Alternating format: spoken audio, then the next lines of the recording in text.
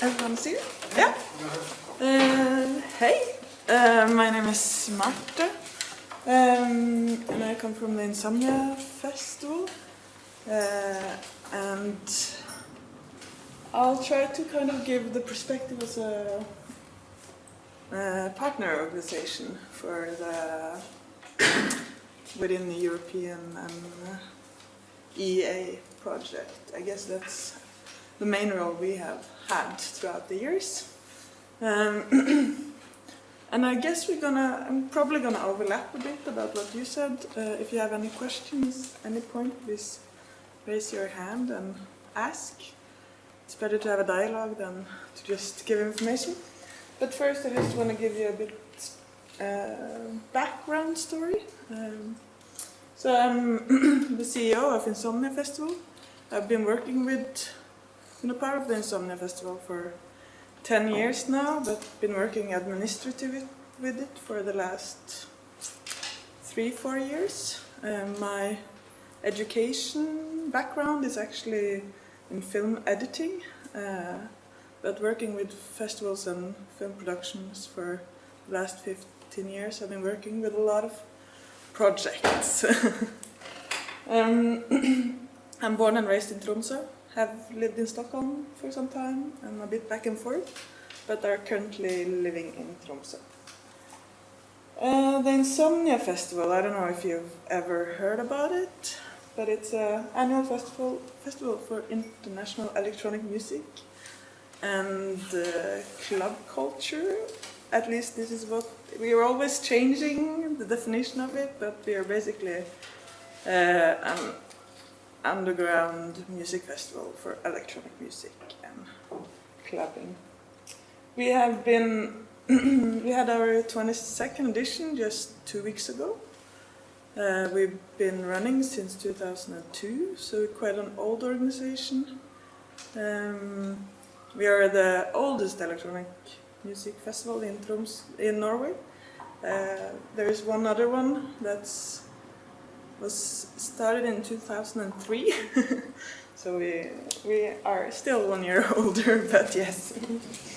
And we're located in Tromsø, northern part of Norway, just to give you kind of a understanding of where in the world we are. It takes about 35 hours drive from Prague to Tromsø. But Tromsø was in the 80s and the 90s where in the Nordic electronica, Nordic techno scene kind of started. So it's known as historically a place where it all began in Norway. And we have, I'm not sure how connected you are to the electronic music scene, but Biosphere is a very well-known artist. He started in Tromsø. He was doing a show here, no, in Planetarium. Probably, yeah. Yeah, I think so. He is currently living in Tromsø. Okay. So,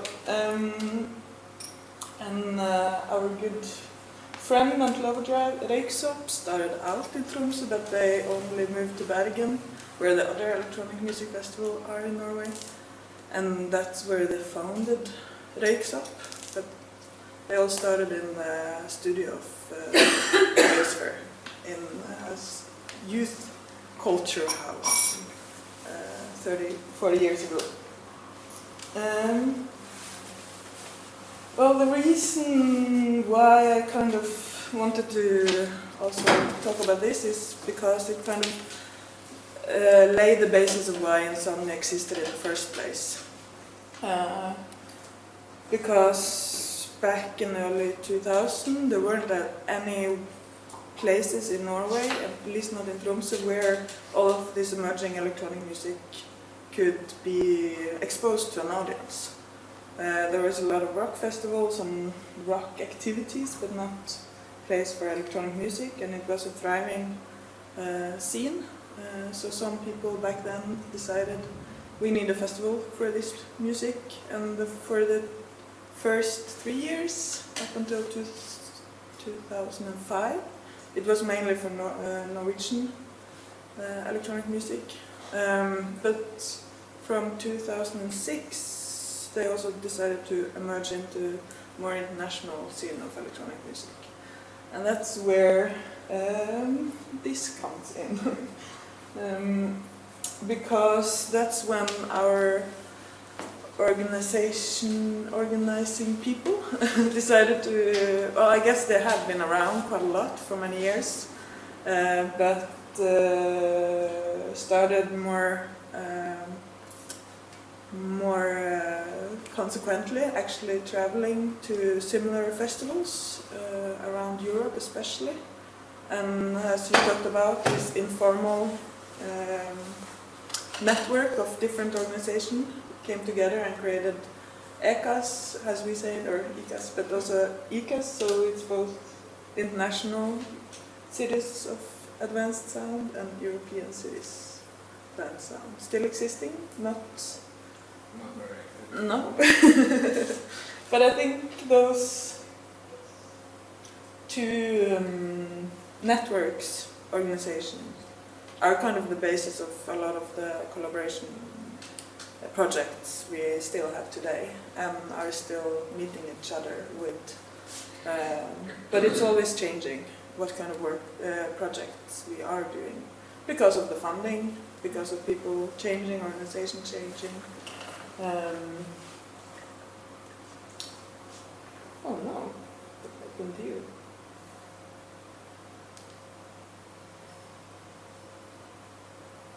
Very interesting. Huh.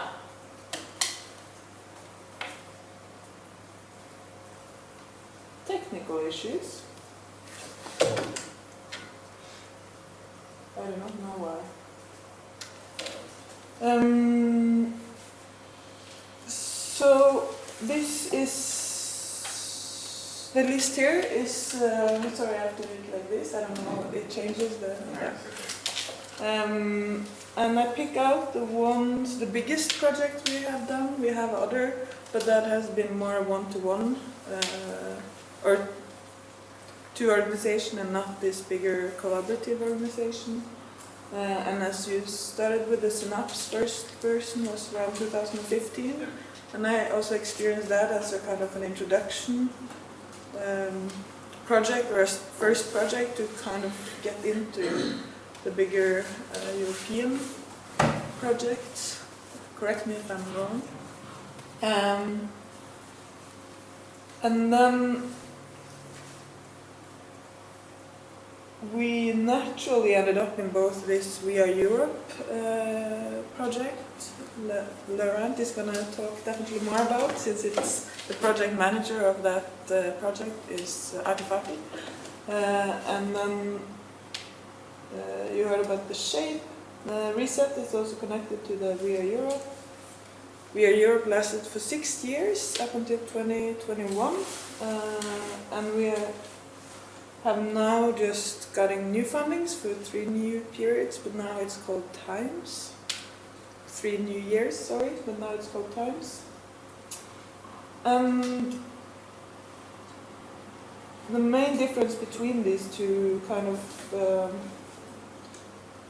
projects founded by the EEA, that is the Norwegian or the Norwegian, Liechtenstein and Icelandic funding, are basically based upon one main project organization and one partner in Norway. So MeetFactory has to apply as a Czech organization and then find a Norwegian partner. And that's how the funding is working. So when you say it's hard to do the reporting, it means that because you're reporting to the Czech government, that again are reporting to the Norwegian government. So it's Norwegian money coming through the Czech government, and then it has to go back. And I think this is one of the reasons why it's so strict on your side. But with the European Creative Europe, it's money going directly from the European Union and reporting back to the European Union.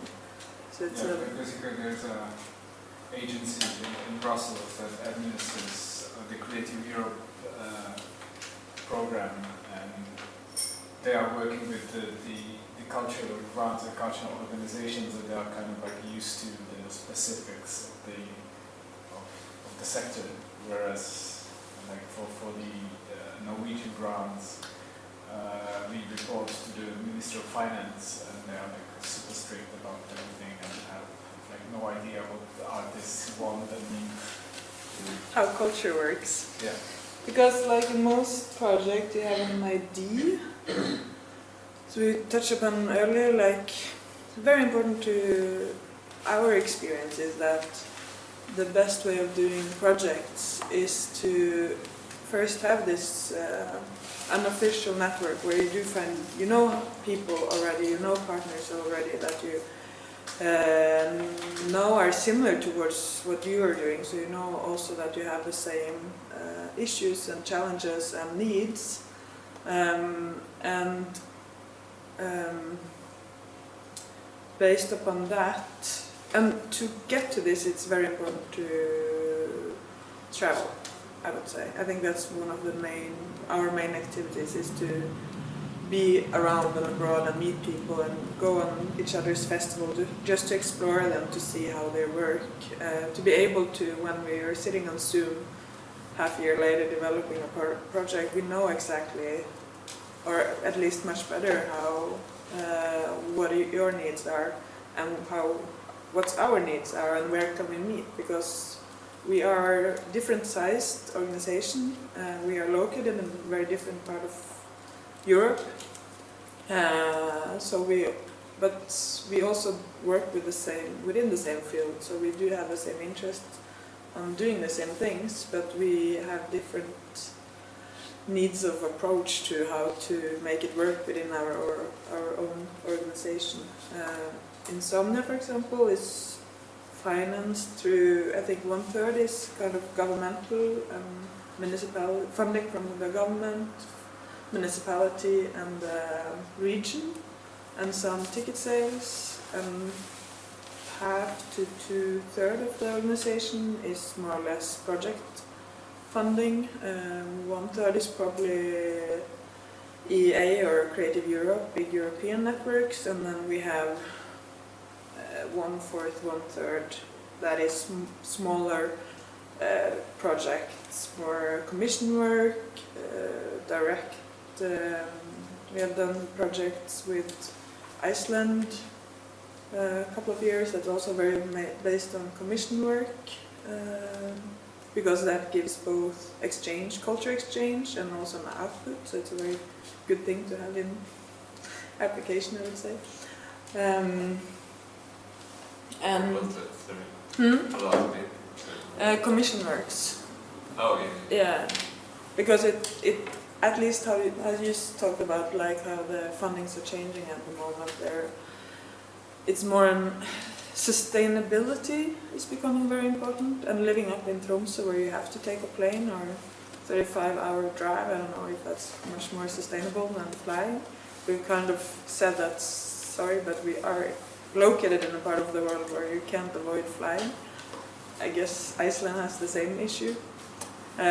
But to invite artists to come to Tromsø, to stay for a longer time period and exchange knowledge and exchange creative processes, I would say is a sustainable way of working. And also to be able to adapt to the environment you're in the sense of, we just had a sustainability workshop, but it comes down to what food you eat and how do you deal with your waste as well when you are doing this kind of project.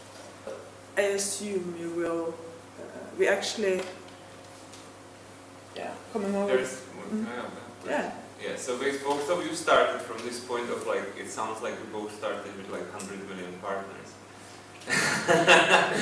And it still wasn't addressed. I was wondering if there was really loads of partners, if that one project that you say was the first one, the Synapse 2015, which is kind of your first meeting point, or something that was less of it. Actually, like Marte said, one very important thing, and that is like, do travel, like go to meet anyone. I mean, like this is like I think like how most of us started was going to the CPM festival, because that is like that it's still one of the biggest festivals. Maybe Anson is not bigger, but it's one of the big festivals in like if you want to know what's happening in electronic music and underground music, you go to Berlin and go to the CTM festival, and like it's like just like you meet people even if you have to buy tickets, or maybe you can like write someone. I mean like and this is how I mean like going. I do travel and I go to organizations, even just like I'm not fishing for any partners at the moment, but when I go to Oslo, I go to the Museum because like they're doing concerts that I'm interested in, and like before I go to Oslo, I write to Museum, hello, I will be in town, will you have 15 minutes for me? And like no one ever said like no, sorry. And I just like go there and I meet them and like 3 years later maybe we will apply for some funding together, because like then we're already in touch. They know what we're doing. I know what they're doing, and yeah, like I don't want to like point fingers, but yeah, like there are festivals like here even in Prague that do not do this, and they do not have any like international partnerships. Like they have some local fundings, they have municipal funding, etc. They do not have any European projects because like they do not travel and do not meet people. No, I get it. I understand it, and I'm definitely on the same line with that. The only thing was for me is like the question about the number of the partners, because it's obvious if you're building something with the pilot, with that seems like the Synapse 2015 seems like almost your pilot project. Or maybe this year, I'm sorry. No, Synapse 2015 was on MeetFactory and yeah, Insomnia. It was between us two, but I was already like, I don't think maybe I've been to Tromsø before, but I've definitely been to, there has been another festival in Norway called Music in Stavanger. Yeah, they existed. Yes, where I met many of them. Like that's where I met Anette and Charlotte, and yeah, like this is it's just like going to places and meeting people, and then when the time comes, like we were sitting in a like very similar space, like hey, we want to apply for Europe project, who's in, and like so many people raised their hands, and that's how the project was formed. But like it was like very informal. Everyone was traveling using their own money, but we were just like eager to do something together. It's very practical things, like you are actually still in a platform project of Creative Europe, or yes, it's over. The shape is still going on. Shape is still going on. Insomnia is not part now, but yeah. Okay. And the Times is a large scale or small scale creative. Times is it's. Amount will tell, but like is it okay? It's a large project. It's large. 11 partners. Okay. Yeah. No, but I can maybe go a bit local for our own kind of. So this is very based upon the Nordic Baltic, but we're kind of coming into kind of how to develop a network or a project together. So we have. In the Nordic, we have something called Nordic Culture Point and something called Nordic Culture Fund, and it's maybe not so relevant, but it's kind of. But at the same time, it is, because you can always have European partners, but you have to have at least 3 partners that are connected to either the Nordic or the Baltic countries, or both. So, for example, with this Nerds, it's a network. We have also the CTM festival as part of our network. But our first Nordic network was this At-Node project. And we had 1 year round in 2017, funded by the Nordic Culture Fund, and it was basically based upon traveling, visiting each other, and just formalized this informal partnership that we already had. And it was us in Tromsø, it's in Tonal in Tromsø in Malmö, Turku, Modern, that used to exist. I don't think they exist anymore, but in northern Finland. Nordic Festival, also in Sweden, mid-Sweden. Nuuk in Greenland. Then Extreme Chill in Iceland, and Proton in Copenhagen. Proton was also the project manager for this Upnode network. The idea behind the Upnode network was to kind of get together and create a Nordic project together. We did apply twice. First, I think it was the Nordic Culture Fund and then the Nordic Culture Point. Each time they told us, no, but we have changed, you should apply to the other funding. So that was a classical situation where you are trying to adapt towards the one funding and then it's actually changing, so you don't really fit into their box at the moment, but the next year you might do, you never know. So always read the project description very well to figure out exactly what are they looking for and if it fits you. But this has developed, so now in 2022 we have been a part of this Nerds network that was initiated by Scan and Mesh in Latvia, and then of course we also have the Baltic countries. As you might see, a lot of this organization is overlapping each other, and that's also becoming a natural kind of thing that happens, especially if there's another. So this Nerds came as an initiative from the Synapse organization, and of course they knew a bit other, a lot of the same organization, but a bit other organization. So they kind of collected their friends/partner organization that they already knew from before.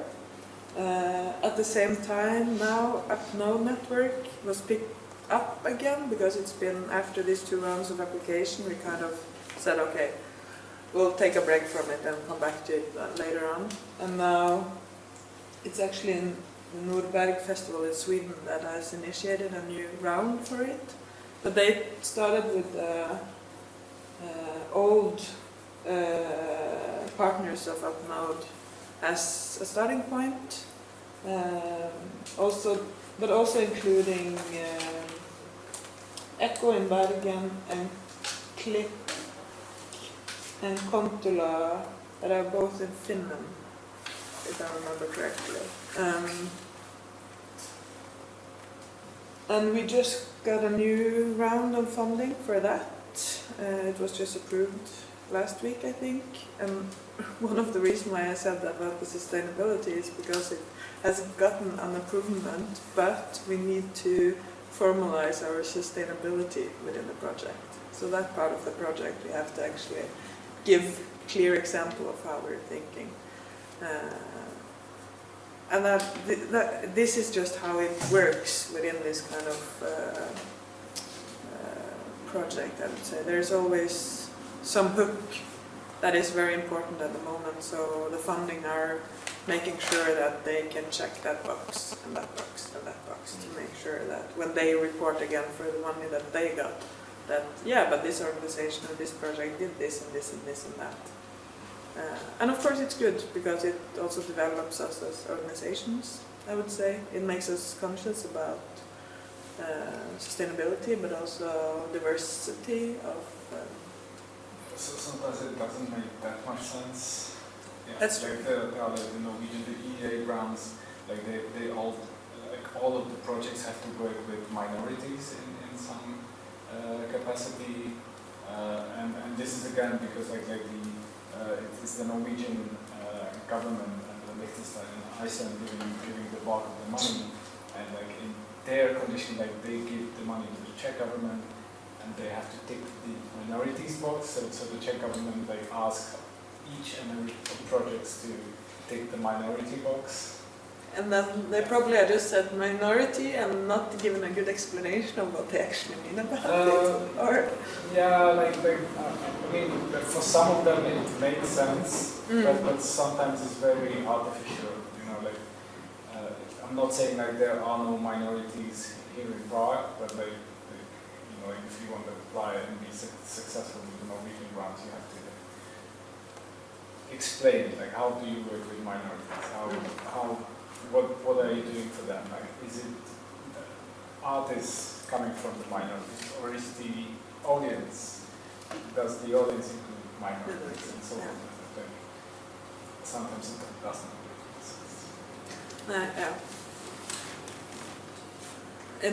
In Norway we have a big, or quite a big, at least in Northern Norway we have a big minority group, the Sami population, and they are also kind of like,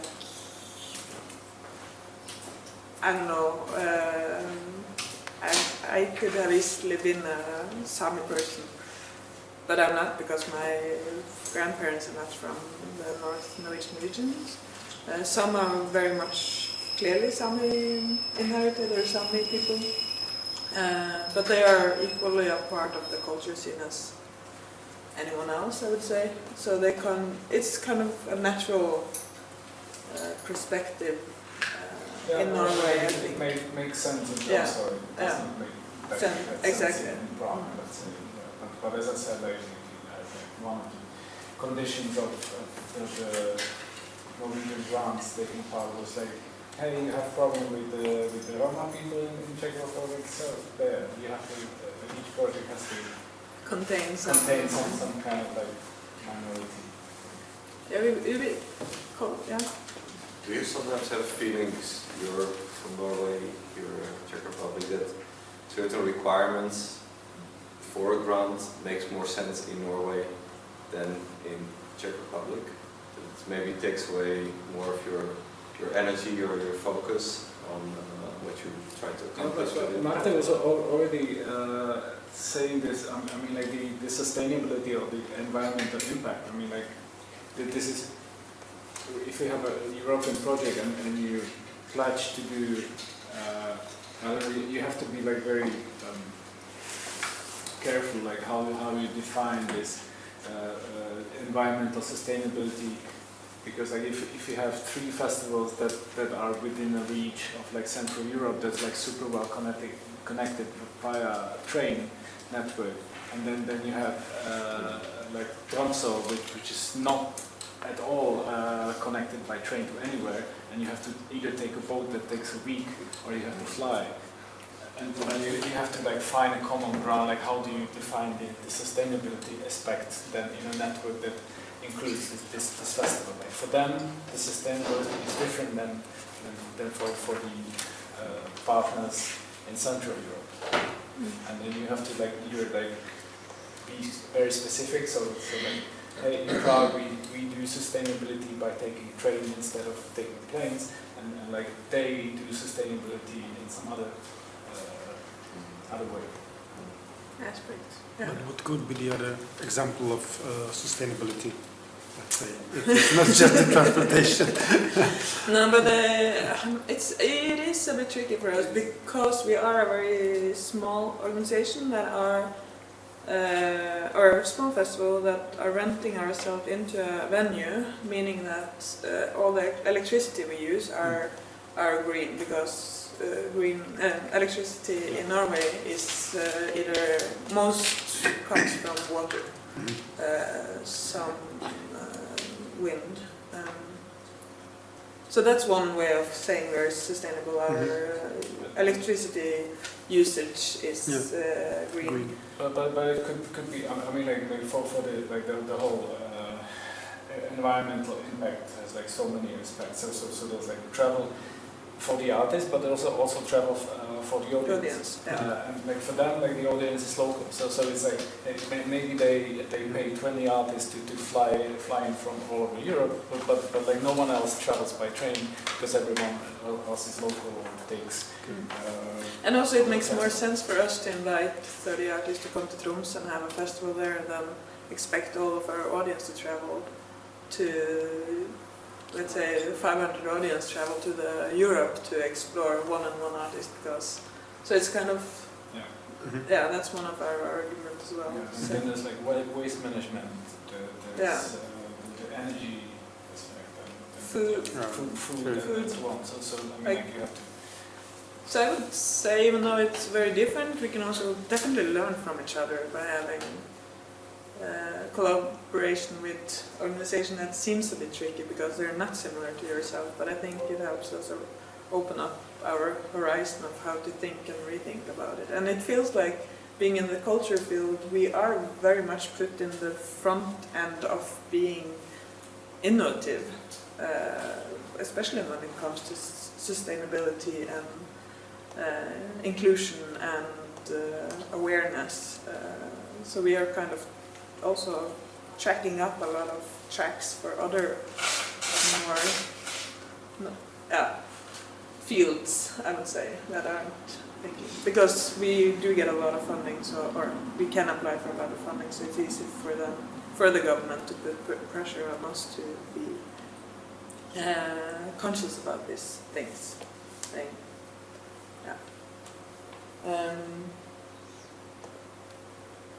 Now I think I lost my thread because no, but yeah, my point was that of this because you told me to talk about the Upnode network, and coming from the Upnode network, we also got the Nerds network, and we are now in the position where we have two very similar networks that we are now looking upon merging into one network instead. So it will be a strong Nordic and Baltic network, but we haven't really figured out exactly how this will look, because at the same time we have different needs, and the two different networks can focus on two different things, but at the same time it is quite a lot of work to be handling several projects at once. Each project requires a project manager, even as a partner organization, and not just the main, what do you call it? The coordinator organization, like the main organization. What I've learned the most is to kind of figure out the balance between how much effort does it requires from us as an organization to go into a project versus how much do we get back from it. And this do take some project and some time and energy to actually learn and try to find the balance, and it keeps on changing also because of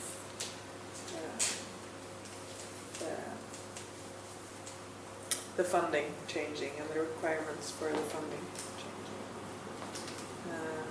But it has helped us a lot also. I'm not sure if Insomnia would have at least not existed as an international festival if it weren't for the European and the EA projects, because it do kind of help, it fulfills a requirement, or if it fulfills parts of our funding to be able to invite artists to come and create our program. But it's a balance, always a balance. I have a question about maybe part, this is boring, but the administration of the funding. So how do you manage that? Like, do you have dedicated people for it, or how because these are different projects have different requirements. So how do you divide the work, or whatever? Yeah, how will you do it? Basically? Yeah, we always either for each project we have either there are project management funding within the project, or we allocate as a part of our because most fundings also require you to put some money on the table to get the money. So we are making sure that the time we spend is also a part of the project budget, even though we end up paying it ourselves as an organization. But this means that there's always allocated money for project management from our organization. It has been changing. It is changing from project to project a little bit and from year to year. So some projects, I as the CEO take, because it is either strongly connected to my everyday tasks, and some project there are some people in the organization that will do as a project manager for that project. Usually they have that project and maybe another project or maybe another responsibility area. But yeah, it is very important that there is one person that are responsible as the project manager, because someone has to be the contact person for the main organization. So you always need to know who to contact in the organization to be able to give you the answer you need. And then in this kind of, then in the, sorry, this is too technical, in like managing, for example, the culture, you know, the European culture, creative culture, it's like you have someone dedicated for like full-time or just like part-time? As a partner organization, we always, I think it's a bit difference between like Artifartians and MeetFactory that are initiating and are the project owners. Yeah. That requires a different kind of organization behind the project to be able to actually put it together and applying for the money. So I guess you can talk more about that after. But of course, we as a partner organization also need to allocate time and energy to be able to actually enter a project. So you do spend a lot of, if you're not 100% paid from your organization from the beginning, I'm not, you end up spending a lot of time and free time to actually be able to go into these projects, because you only get money from the moment the project starts. You don't get money for the time spent of doing the applications. And the reporting after. And the reporting after, yeah. Well, we're trying to push them to pay us a little bit for the reporting at least. Yeah, but like generally at MeetFactory, we try to have a person who's like paid, who has like a monthly salary regardless of what projects comes in and comes out. But like MeetFactory is already like quite established in this, so we can afford to pay one person like that. That just like, you know, is not depending on the project money. Yeah, but you do the like regardless of how much the person is paid, you basically do always allocate some person to be responsible, and that's not the person who is running it. Or well, there's like a project coordinator. Like I'm the project coordinator for the Shape platform, but there is also one person who's doing the administration and finances, which is not me. all right, yeah. And that person like should be here, like not 24/7, but you know, like be stable here. And yeah, and there's also, I mean, like of course like people come and go, but like there should be some stability and continuity in this, because like if the person changes with every project, then it's hard to follow up and hard to build anything, like, you know, even between the project, because you usually have the money from the same sources. Yeah, and it's good to know like how the previous project went. Yeah. Right. Yes. And we of course are a much smaller organization in Insomnia. We are a non-profit NGO. Yeah, I mean, Förening, we are it's as well, called, but yeah. like, as I said, like MeetFactory has around 20 employees, like full-time employees at this point, and Insomnia is like very different, because like Marte is the only like paid employee. No, we do have an intern, not your Czech intern, Yeah. but another one that's staying for 2 years. So I guess we have maybe one full position divided in Between two persons. 2, 3, Yeah. 4 people. And everyone else is volunteer. Yeah, more or less. At least throughout the yearly basis. So we have one full-time position divided. But then that full, sorry to be this, but then you don't have the volunteers to do the project management. No. No. No, not really, but it has been like this up until, not the volunteers, but the organization itself has been very much based upon people just wanting to make the organization exist.